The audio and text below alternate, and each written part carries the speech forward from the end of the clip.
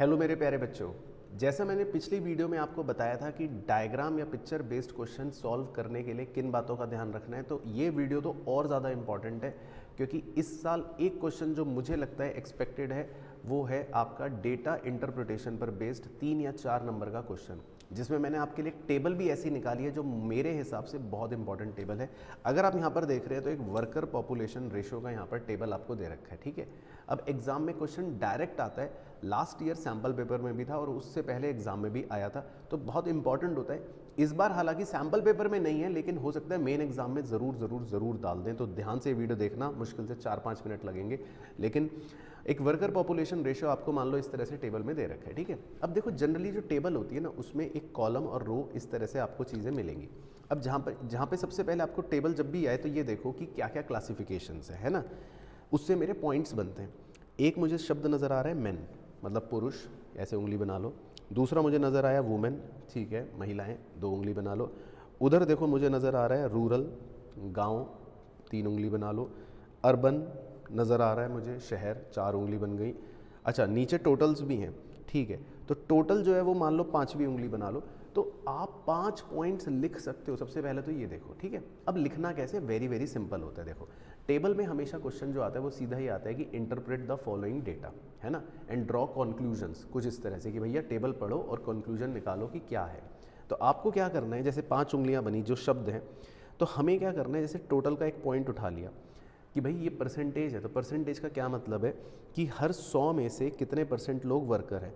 तो जो total figure है 34.7 वो आप भर सकते हो, है ना, कि भाई इसका मतलब 34.7% लोग वर्कर हैं। तो इसका क्या मतलब है कि अगर टोटल संख्या है 100 तो उसमें से 34.7% लोग वर्कर हैं, ठीक है।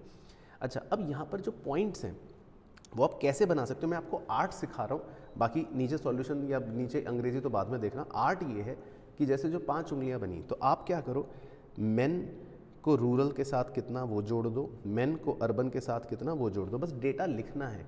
अब कैसे लिख सकते हो कि भाई अगर हम वर्कर पॉपुलेशन रेशो की बात करें तो रूरल एरियाज़ में मेन के अंदर वो है 51.7%, ठीक है। फिर इसी लाइन को सेकंड पॉइंट बनाकर लिखो कि वर्कर पॉपुलेशन अगर हम अर्बन एरिया की बात करें तो मेन कैटेगरी के अंदर है 53%। तो मेन के 2 पॉइंट ऐसे बन गए। सेम अब क्या करो, वुमेन के साथ एक बार रूरल और वुमेन के साथ एक बार अर्बन, 2 पॉइंट ये बन गए, तो टोटल 4 पॉइंट बन गए। छोटे छोटे एरो डाल के लिखना है। फिर आप टोटल भी बता सकते हो कि मेन का ओवरऑल 52.1, वुमेन का ओवरऑल 16.5।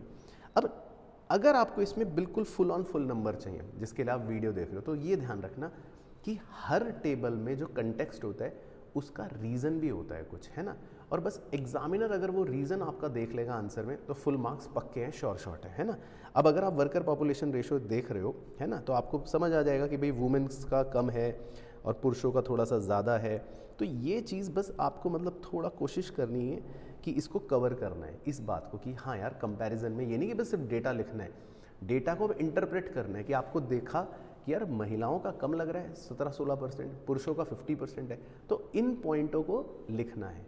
जहाँ पर भी कंपैरिजन बनेगा वो पॉइंट लिखने हैं, सीधा डेटा नहीं लिखना कि मेन का इतना वुमेन का इतना। अब उसको इंटरप्रेट करके कंपैरिजन बनाओ, उसको इंटरप्रेट करके कुछ कंक्लूजन बनाओ, और उसके पीछे का अगर आपको रीज़न भी पता है कि यार महिलाओं का कम क्यों है, पुरुषों का ज़्यादा क्यों है, तो भाई साहब फिर तो सोने पे सुहागा, फिर एग्जामिनर आपके पैरों पे गिर जाएगा। अब रूरल एरियाज़ के अंदर देखो महिलाएं ज़्यादा हैं, है ना, वर्कर, तो क्यों है, तो वो लिखो कि भाई देखो उनकी वहाँ पर माली हालत ख़राब होती है, पुअर कंडीशंस होती हैं, घर में वो रह नहीं सकती, इकोनॉमिक कंडीशन ख़राब होती है, इस वजह से महिलाओं को रूरल एरिया में काम करना पड़ता है, मजबूरी है। इस वजह से रूरल एरिया में महिलाओं का वर्कर पॉपुलेशन रेशो ज़्यादा है। बस एक रीज़न भी अगर कहीं पर भी फिट हो गया तो आपके नंबर मिल जाएंगे, है ना। तो आपको आइडेंटिफाई ये करना है कि टेबल किस कंटेक्स्ट में दी है, पहले उंगलियों पर पॉइंट बनाओ, फिर सीधा डेटा पॉइंट्स लिखो, फिर उन्हें कंपेयर करके लिखो, और उस कंपैरिजन के पीछे का अगर कोई रीज़न आपको समझ आ जाए या पता हो तो फिर वो ज़रूर मेंशन कर दो। तो इस तरह से देखो आप खूब सारे कंक्लूजन ड्रॉ करते हो, पर ज़्यादा नंबर मिलते हैं आपको जब आप कंपेयर करते हो या रीज़न लिखते हो। खाली डेटा पॉइंट लिख दोगे ना तो 4 में से फिर या तो 2.5 या 3 नंबर मिलेंगे, फुल नहीं मिलेंगे। तो फुल के लिए इस बात का ज़रूर ध्यान रखना। ठीक है। बाकी मुझे कमेंट करके बताना कि क्या ये टिप आप फॉलो करोगे। बाकी स्टे ट्यून्ड, ऐसी ही और मज़ेदार वीडियो आपके लिए लेकर आऊँगा। बाकी मुलाकात करता हूँ रेगुलर वीडियोज़ में। All the best.